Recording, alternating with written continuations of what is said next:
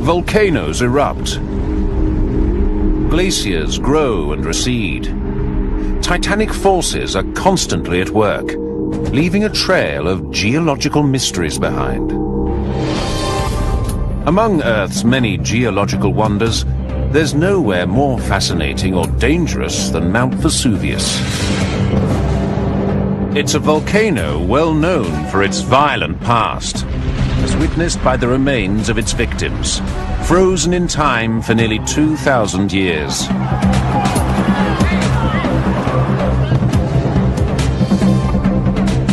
But Vesuvius itself is still very much alive, and only now are its mysteries being revealed. The discovery of a vast magma chamber full of boiling molten rock beneath Vesuvius is just one of many startling new clues as to how the volcano could threaten one of Europe's most crowded cities with a fiery rain of death and destruction. Unlocking the secrets of Vesuvius exposes more of the awesome forces behind how the Earth was made. The next eruption of Vesuvius could kill more people than any other volcano in history. 3 million lives are at risk. On the west coast of Italy, towering 4,000 feet over the city of Naples, stands Mount Vesuvius. The death toll would be big, running into the millions, and so it really is the catastrophic nightmare scenario that we all fear. The challenge for geologists is to find out what could trigger Vesuvius's next eruption and assess how such a potential catastrophe would unfold. The first terrifying explosion would burst from the ground here, from the depths of the volcano's 2,000-foot wide crater.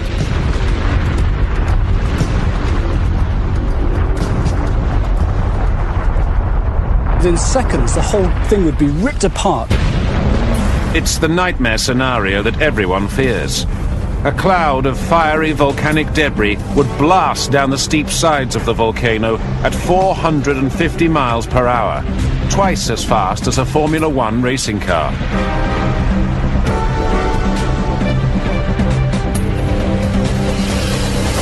Anyone within 10 miles of the crater would be caught in the eruption's death zone. Nothing could stop this boiling cloud of ash and rock.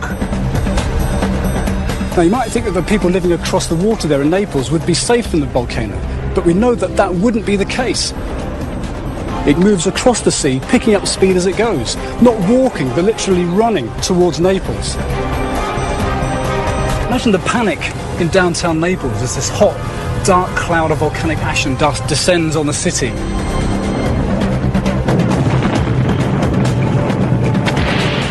There'd be nowhere to hide.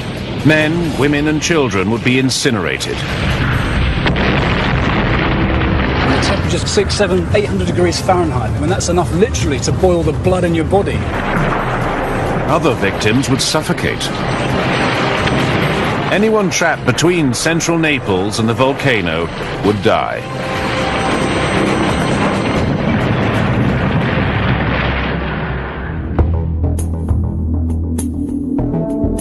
Volcanologists had always believed that the city of Naples itself was safe from Vesuvius. They thought that even the volcano's biggest eruptions couldn't reach further than the city limits. A belief that was shattered by new research deep beneath Angevin Castle in the heart of Naples.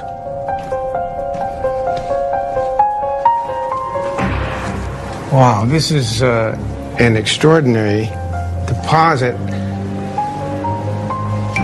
extending from this level all the way up to this point, which makes it about 4 feet thick. The layer Sheridan found was an accumulation of ash that rained down on the center of Naples from a massive eruption in the Bronze Age, around 1780 BC. It traveled 10 miles from the volcano across the Bay of Naples to this point. Miles further than any other previously known eruption of Vesuvius. Astonished scientists could not ignore such convincing evidence. Finding a deposit right in the center of Naples has changed the way people think about their safety from eruptions at Vesuvius. And people are now considering that Vesuvius may truly represent a risk to their safety. If Vesuvius produced such a massive eruption once, it can again. There's a further, monumental-sized piece of evidence that reveals the awesome scale of the blast in 1780 BC. The 3,700-foot-high cliffs named Soma. 4,000 years ago, on Mount Vesuvius, a colossal eruption ripped the volcano open.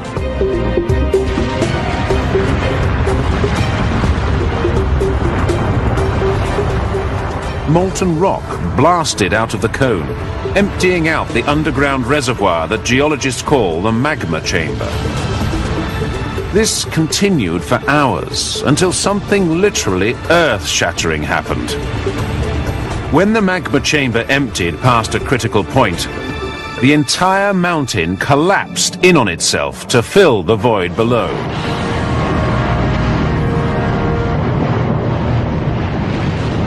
The 1780 BC eruption was so massive that it brought down a mountain and emptied 63 billion cubic feet of pulverized rock onto the surrounding countryside.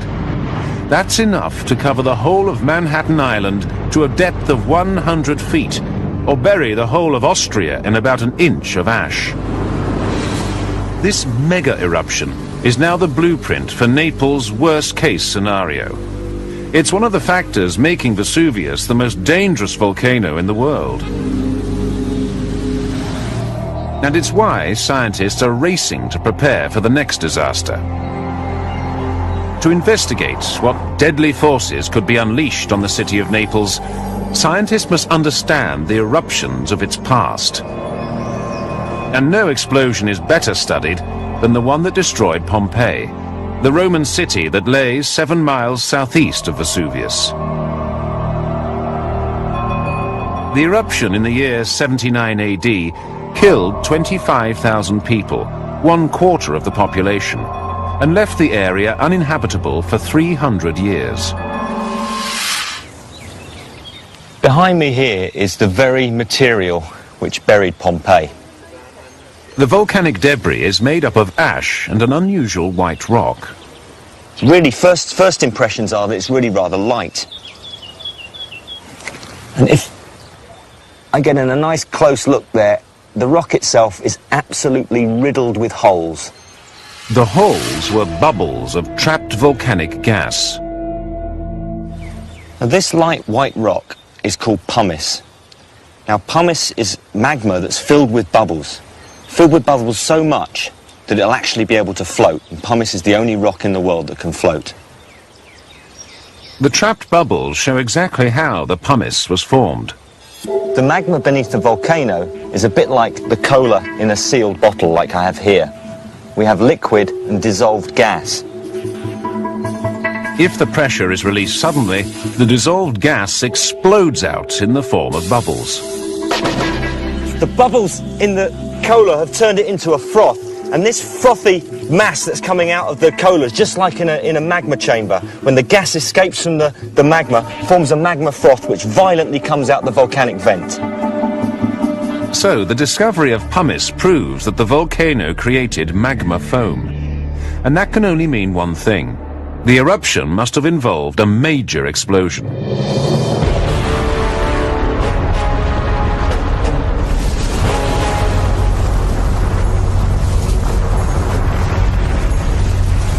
The explosion sent the magmatic foam and ash over 17 miles into the atmosphere. This is twice the height of your average cruising aircraft. Amazingly, there is a surviving eyewitness account of the disaster, written 2,000 years ago.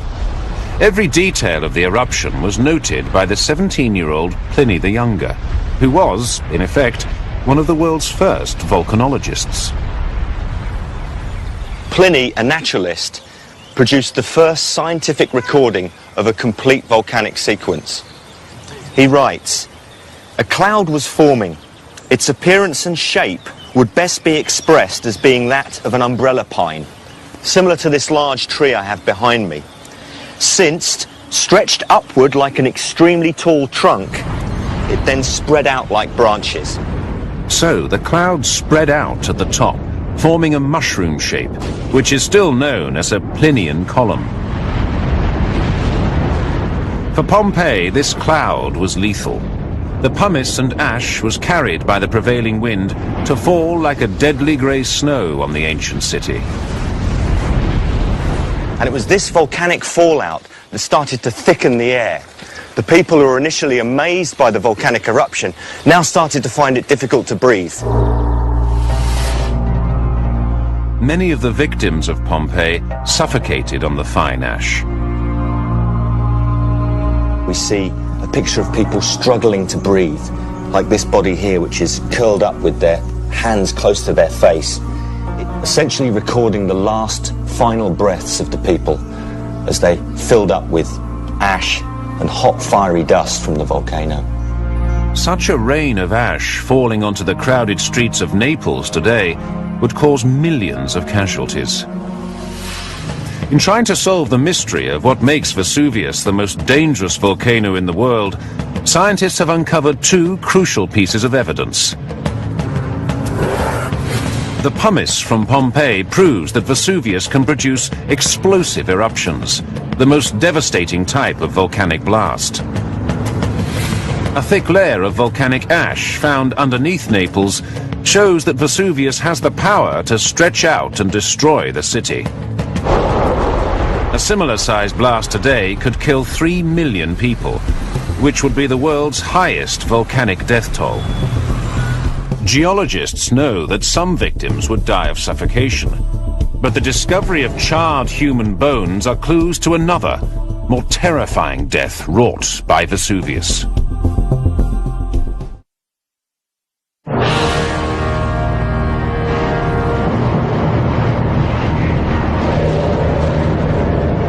Geologists are investigating the deadly threat of Mount Vesuvius.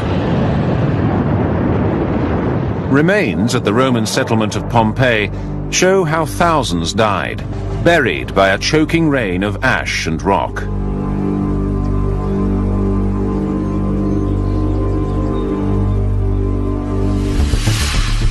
But in 1981, excavations 4 miles to the west of Vesuvius showed that an even more horrific fate awaited the people of another Roman town, Herculaneum. When the volcano erupted in the year 79 AD, Herculaneum was a busy resort town of 10,000 people. But surprisingly, when the ruins were first excavated, a mere 15 bodies were found. And many people thought that was because they could see the eruption early on and were able to escape. But when they dug down further, here to the shoreline and to these boathouses, this is where they found the truth. The boathouses hid a grisly secret.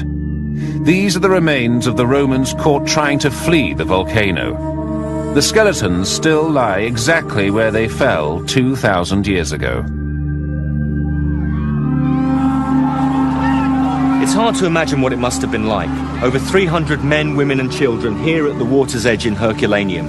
Here the boathouses providing shelter from the falling volcanic debris. And it was these boathouses that were going to become the final resting place of their tomb in Herculaneum. For geologist Dr. Jerram, these remains held the primary clue to exactly what happened during the eruption 2,000 years ago. The mass grave was treated like a crime scene.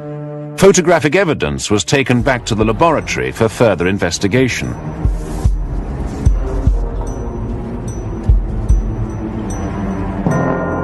The positions of the bodies themselves were the first clue as to how quickly a volcano can kill. Here we have a body that sat up against the boathouse wall in Herculaneum, and in the arms of this adult is a child. And they're sat there almost as though they were relaxing or resting against the wall. It's almost as though you could be sat there chatting with this person and then they've been killed. There are further clues to be found in the fine detail of the victim's bones. At the end of many of the bones, you see this blackened coloration, and this can be seen on many of the examples in Herculaneum. And it really seems to occur at the points, like here at a sort of elbow joint, the points on the body where there's very little flesh and the bone is very, very close to the surface. For years, scientists debated what the discoloration could mean. Until, in 1990, a researcher from the University of Naples came up with a simple solution.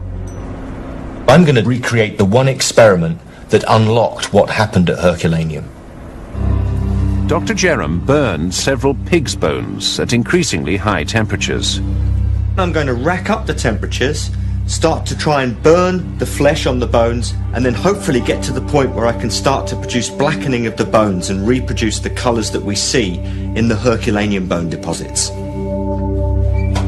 Dr. Jerram burnt one bone at 500 degrees and another at 700 degrees Fahrenheit. The flesh is all starting to burn now, but clearly we're not really burning the bone here.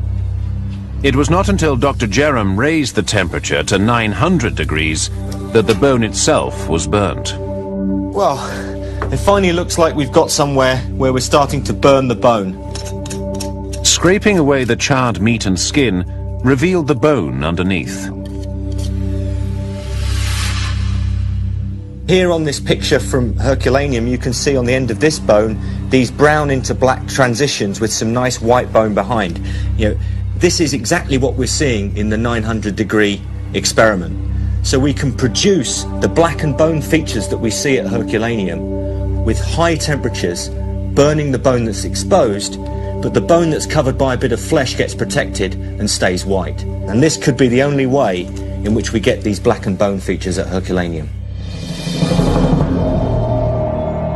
The blackened bones show that on the day of the eruption, the air temperature 4 miles from the volcano reached 900 degrees Fahrenheit.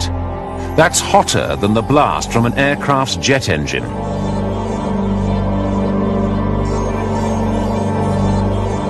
For years, scientists puzzled over how Vesuvius could have raised temperatures so high, miles from the volcano.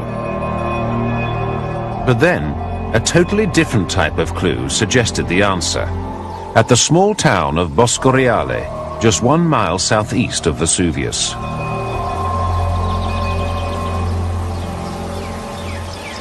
This strange pillar-like structure, I mean, at first impression it looks like some very strange, weird concrete post. But it's far more fascinating than that.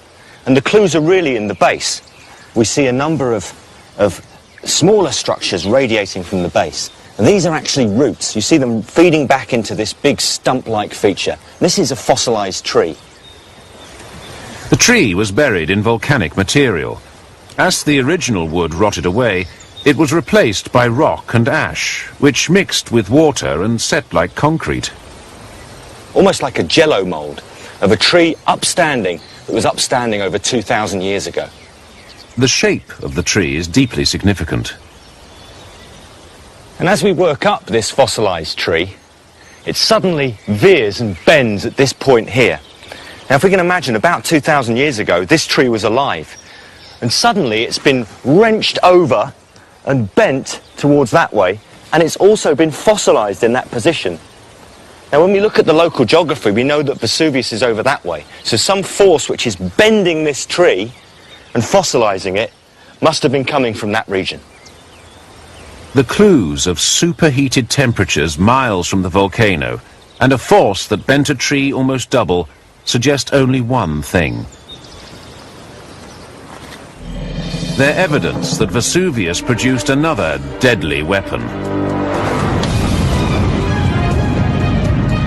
A pyroclastic flow.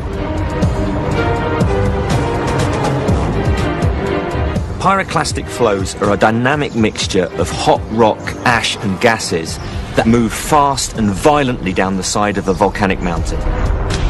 These deadly boiling clouds reach speeds of up to 450 miles per hour, faster than a bullet train, and temperatures of up to 2,000 degrees Fahrenheit.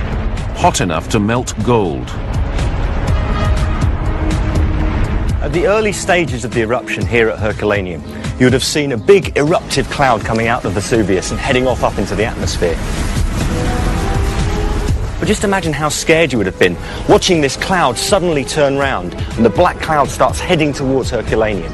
This cloud of hot material, hot, boiling, bubbling pyroclastic material starts to enter the city streets, starts enveloping you and heading off down towards the port. And that was it. The pyroclastic flows had hit Herculaneum.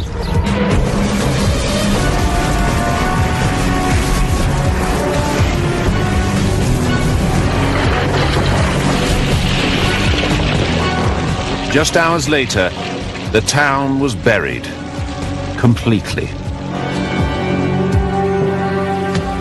Striving to understand how deadly Vesuvius could be, investigators have found vital clues to the devastation from the searing heat of the pyroclastic flows of the past. Horrific burns on human bones prove temperatures got to a searing 900 degrees Fahrenheit, 4 miles from the volcano. And a 2,000-year-old fossilized tree reveals the power of the speeding flow of hot rock, gas and ash down the mountainside. But pyroclastic flows are not the only deadly weapon in Vesuvius's arsenal. It has an ultimate killer. Rivers of molten rock that could pour down the mountainside to burn and bury all in its path.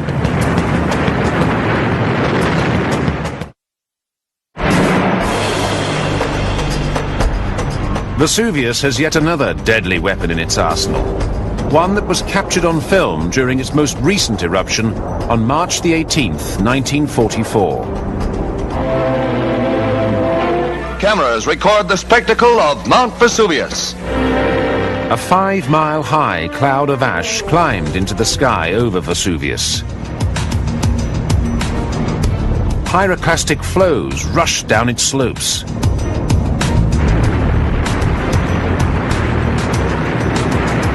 But worse was to come.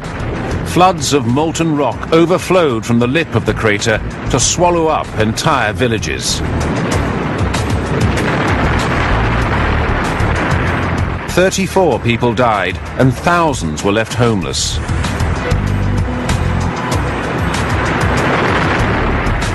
These rivers of magma on the surface of the Earth are called lava flows. One of the most prominent features in Vesuvius' landscape today is this river of molten lava, solidified lava, on the sides of Vesuvius. There are significant deposits of the 1944 lava flow extending 12 miles down the side of the cone.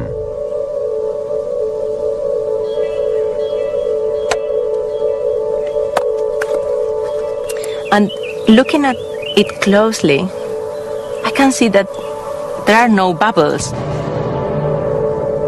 Unlike the lightweight pumice that rained on Pompeii, this solidified lava is dense and hard. And actually that is the clue that is telling me that this was not an explosive eruption. This wasn't hurled into the air. Instead, the gases seeped through the lava before they came to the surface.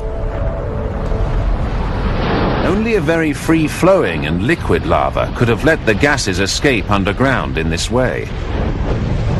And with very little explosive gas left inside the lava, it flowed out rather than burst out of the volcano. Lavas will flow down the slope using the easiest way, and this is going to be very much the same path as water will take. Floods of lava at more than 2,000 degrees Fahrenheit poured down the slopes.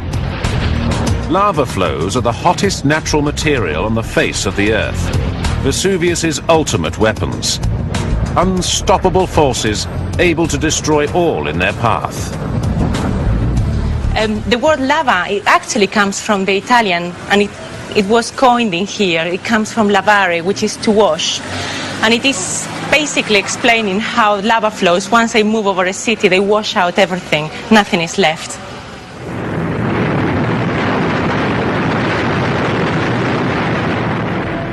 Since 1944, Vesuvius has been quiet. A calm has settled on the people living in its shadow, and today Vesuvius is even a popular tourist attraction. But teams of scientists still go into the crater, searching for any signs that the volcano may be awakening. Okay, let's go. It's a 1,000-foot drop to the crater floor. Let's go down slowly. There are a lot of rock falling today. The volcano is crumbling in on itself. The walls, made up of loose rock thrown out in the 1944 eruption, are slowly collapsing back into the crater.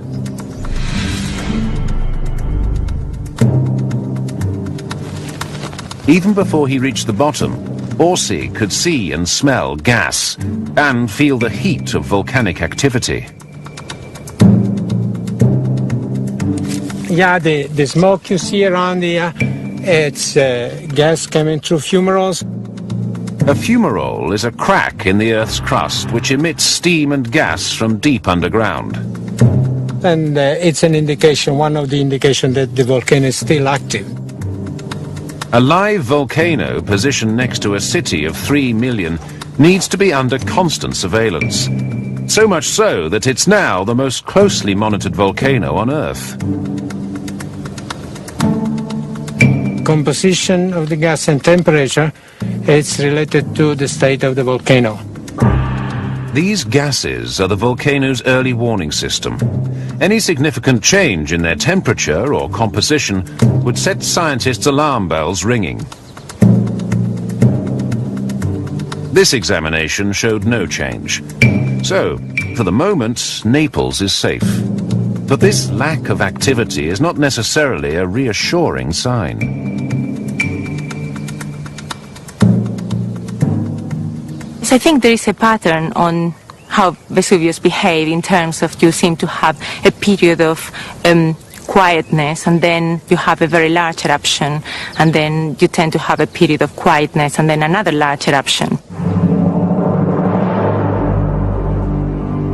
So the danger is, the longer the volcano stays quiet, the more magma accumulates. So when it does finally erupt, the bigger the blast will be.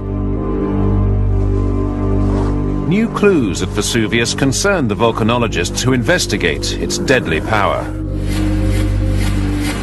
Dense solidified rock is evidence that Vesuvius possesses the ultimate weapon: high-temperature lava flows capable of destroying all in their path. Hot fumaroles in the crater prove the volcano is still active.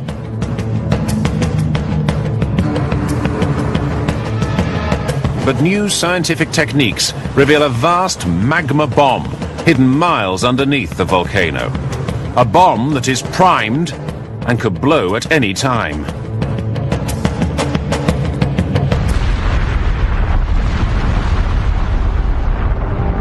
For an eruption to happen, volcanoes need two things. They need a source of magma, which is a magma chamber close to the surface, and they also need a trigger. It's a bit like a bomb and a fuse. So once you have these two things in place, it could blow at any time. The key evidence is bubbling up through the ground just 10 miles west of the volcano. So my overriding sense of this area is one of intense heat. When all around me it's not just the sun that's hot and baking down, and there's steaming gas coming out of the ground and cracks and fissures. So if the whole ground is kind of alive with thermal activity, and it just tells me, screaming out loud, that there's heat just percolating up from the ground towards me. The steam gets to temperatures as high as 300 degrees Fahrenheit. And the steam is also coming up with a gas called sulfur dioxide, and I can smell it really strong. In fact, it's almost choking when you get the wind blowing it into your face. So the telltale sign of this activity, the sulfur dioxide activity, is the coating of yellow material, yellow sulfur crystals on all the rocks around me. There's only one thing on Earth that can drive this kind of activity: the sulfur, the hot geothermal springs, and the hot gas, and that's magma at quite shallow levels. For years, scientists have known that a chamber of molten rock lies under Vesuvius, but nobody could see it. Then, in 2001, geologists used a pioneering new technology to investigate the ground under and around the volcano. The technique is similar to the way a doctor uses ultrasound equipment to reveal the shape and size of a human baby in the womb. At Vesuvius, volcanologists use sound waves billions of times more powerful to take a picture under the Earth.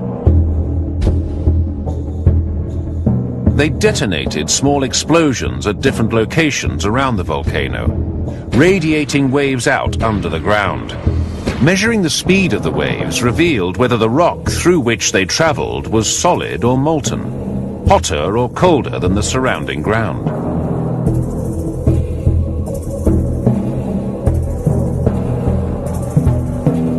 Computers mapping the wave movements from the surface printed out a ghostly but terrifying shape.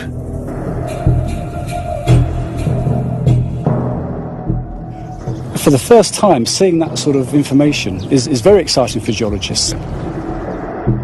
The magma chamber is so wide, it stretches well beyond the 1 mile wide base of the cone itself.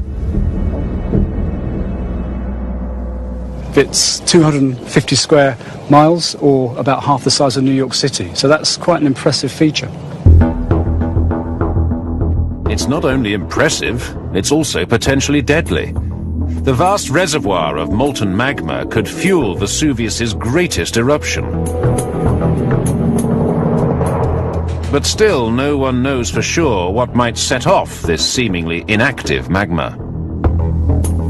Well, there's some really exciting evidence that's been found that suggests that Vesuvius might have a bit of an unusual trigger. In searching for the secret trigger mechanism of Vesuvius, Dr. Petford examined the patterns of when past eruptions had occurred. What this line here represents is a timeline from 1600, where I'm stood, up to pretty much now. Each stick represents an eruption of Vesuvius during the last 400 years. The first one is here at about 1631. And then there have been 3 more significant volcanic eruptions. As the timeline took shape, Dr. Petford input more data. This time, the dates of another, seemingly unrelated set of natural disasters. We've got records of earthquake activity as well. So I'm going to use these stones here to represent earthquakes. And these would be earthquakes that took place within about 100 miles of the volcano. As Dr. Petford positioned the major earthquakes of the last 400 years, a pattern emerged between the tremors and activity at Vesuvius. It's been possible to investigate this supposed link only because there are such uniquely detailed records about the volcano. Vesuvius has been inhabited for so long that every one of its eruptions of the past 1,000 years has been meticulously documented. Also, the volcano sits in an earthquake hotspot. This region experiences more tremors than anywhere else in Europe. Activity that has generated further detailed records for geologists to study. When all this information was analyzed, a statistically sound link was discovered. The evidence for this relationship is convincing for Vesuvius.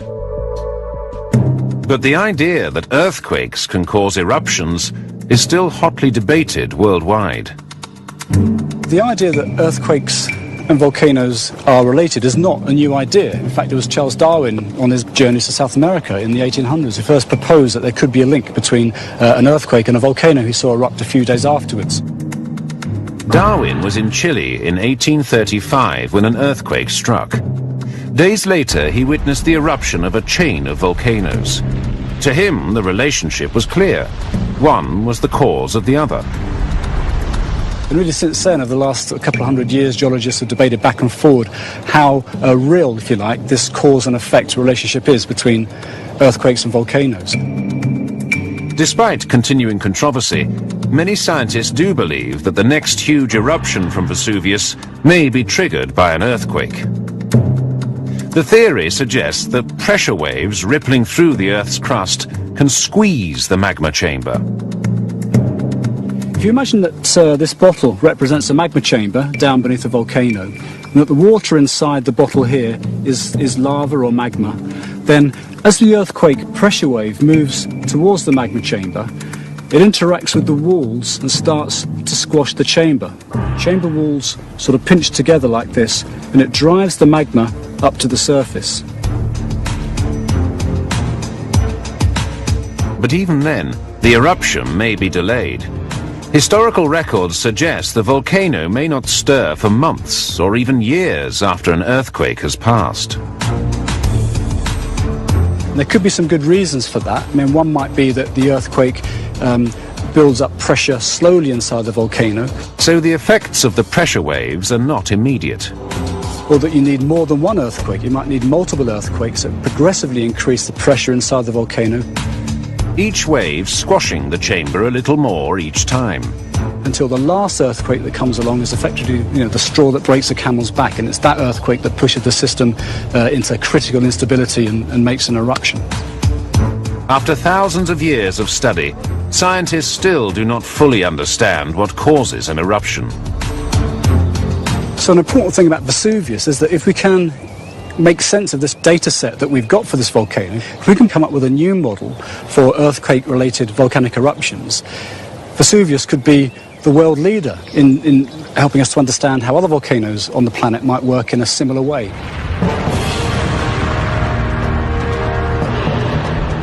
If earthquakes are the trigger for Vesuvius, then it's possible that the next eruption may already have started.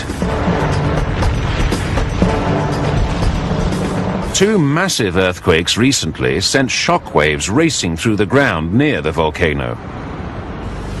In 2002, the first quake struck just 40 miles northeast of Vesuvius.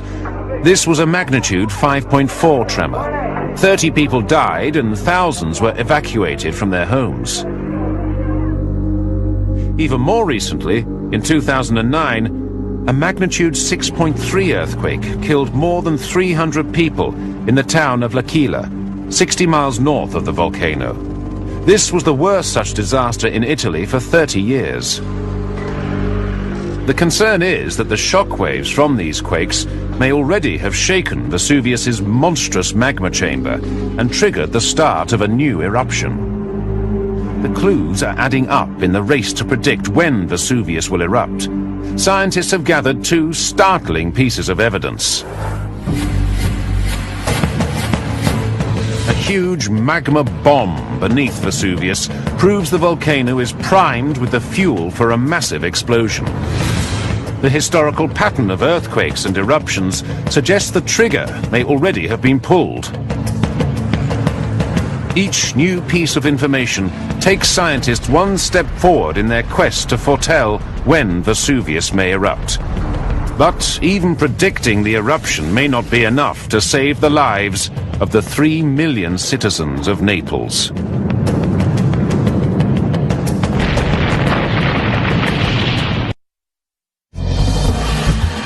Recent discoveries around Vesuvius reveal that if a blast like the one in 1780 BC occurred today, it would reach the heart of Naples, a city with 3 million inhabitants. Vesuvius is an active volcano and is also explosive, so it's quite dangerous. In addition to that, there is a very large population living around Vesuvius, so also the risk is very high.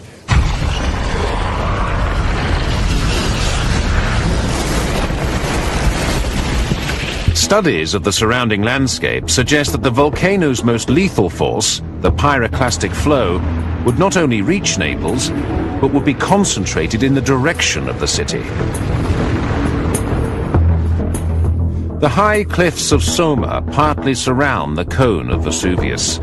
If there was an eruption, these walls would act like a funnel, channeling the majority of the boiling volcanic debris to the west, straight towards the city. Vesuvius is like a loaded gun, pointed right at Naples. The new evidence that we have is really important. It points to one very critical point that Naples is not safe. This area could be hit, it could be targeted. This new information, in addition to the discovery of volcanic deposits in the heart of Naples, has spurred the city to review the evacuation plan drawn up in 2001. The evacuation plan currently only deals with those people who live on the slopes of Vesuvius in the villages and towns around. That's about 600,000 people. The city of Naples, here where I am now, isn't presently included in the evacuation plan, and of course that's where the majority of people live. Geologists are the key to putting new evacuation plans in place. But planning is the easy part. Knowing when to put those plans into action is the most difficult decision to make. The decision of evacuating or not and when to evacuate is probably the $1 million question. If scientists seem to exaggerate a threat and recommend an evacuation, then the next time people might not pay attention. If they're evacuated too late, the price might be thousands of people dead. It's a dilemma faced by volcanologists around the world. Mount Vesuvius is only one of 3,000 active volcanoes. 9% of the world's population, some 450 million people, live in areas threatened by a volcanic blast. Mount Rainier stands 54 miles from the 500,000 residents of Seattle. Popocatépetl is located 44 miles from 9 million people in Mexico City. And Mount Fuji stands 60 miles from the 12 million citizens of Tokyo.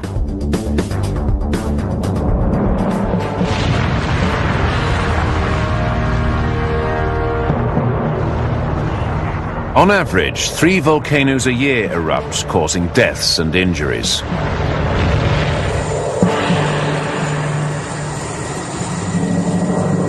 The hope is that lessons learned from Vesuvius will one day help protect people around the world.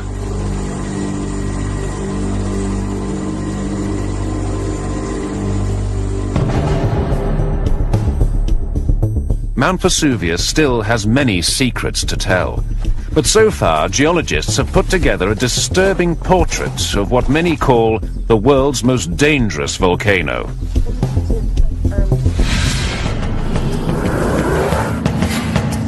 Pumice from the ruins of Pompeii is evidence of the explosive power of Vesuvius.